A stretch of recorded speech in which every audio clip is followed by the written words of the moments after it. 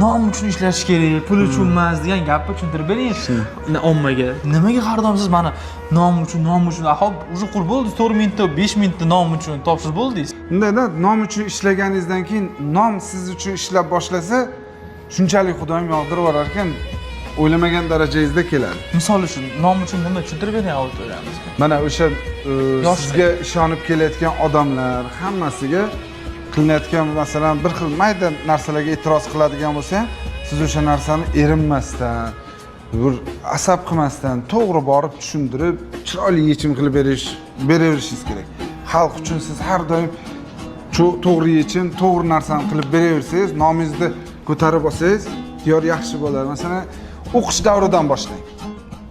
Diyor yaxshi kursdosh edi deydi. Masalan, kursdoshingiz bir katta idoraga boshliq bo'ldi. Boshliq bo'lgandan keyin oldiga borsangiz, shu institutdagi xotira qoldi. Diyor yaxshi bola. O'sha nom bilan sizga yana yordam qilinadi.